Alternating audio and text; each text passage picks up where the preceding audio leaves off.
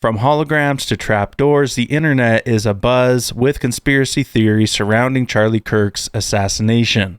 Let's look at the most ridiculous conspiracies and some of the most plausible ones. The most ridiculous one so far is that Charlie Kirk was actually a hologram, which can be immediately discredited because the event was held in the afternoon with the sun overhead.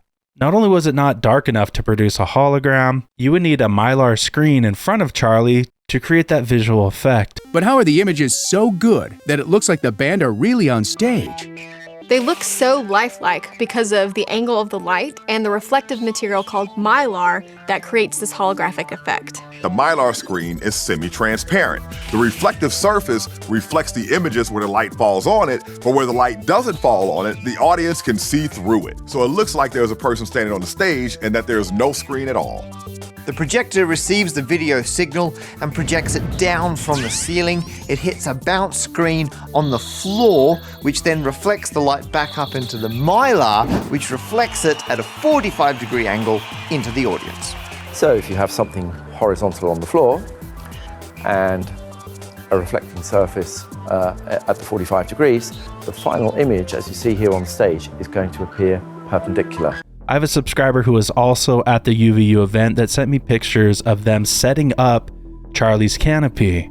This was probably at least 2 hours before the event. We can see in front of the tent, no mylar screen, nothing to reflect an image back, even if it was dark enough under this tent.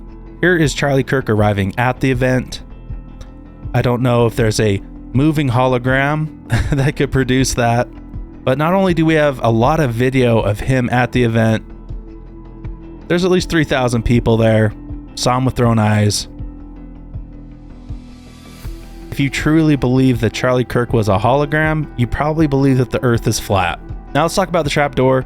You can see some people actually standing on it here. It's this gray rectangle, and we can see its angle relative to the tent. We can see on Google Maps that this trapdoor has been in existence for quite a while. Now, I originally thought that beneath this trapdoor was simply some maintenance for the fountain. Even though I went to UVU as a student, I was surprised to learn that the hatch provides access to UVU's underground utility infrastructure network, which consists of concrete service tunnels typically 4 to 6 feet in diameter running beneath the campus. They form a grid-like system for distributing campus-wide services, like HVAC, electrical cabling, plumbing and water, and telecommunications and data. Now, Candace Owens in particular is really pushing that this was an inside job, that there was a shooter concealed underneath this trapdoor.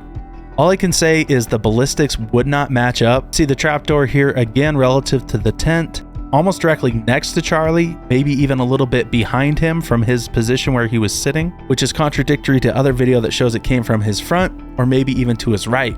We don't have ballistics, we don't have the path of the bullet or trajectory, and reportedly the bullet was stuck in Charlie's neck and did not pass through him. So without the autopsy, we don't know the path of the bullet. Something I want to know about the trapdoor theory, when I was standing in the courtyard, when the shot rang out, I looked up and around.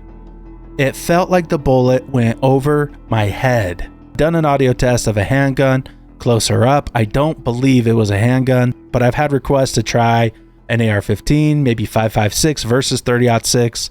I will do that in a future video.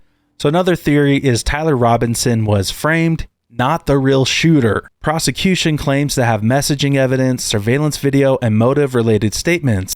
Now, Candace Owens again claims that Robinson is being made a scapegoat, that the evidence is fabricated or misrepresented. That is still to be decided. Another conspiracy is his lavalier microphone was an explosive. See it explode? Let's bring it in just a little bit closer.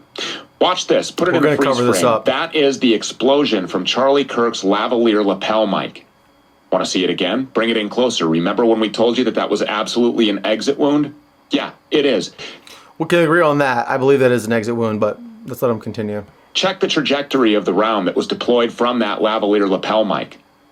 That went directly from Charlie Kirk's lapel. That went directly from underneath. All right, we're going to pause it right there.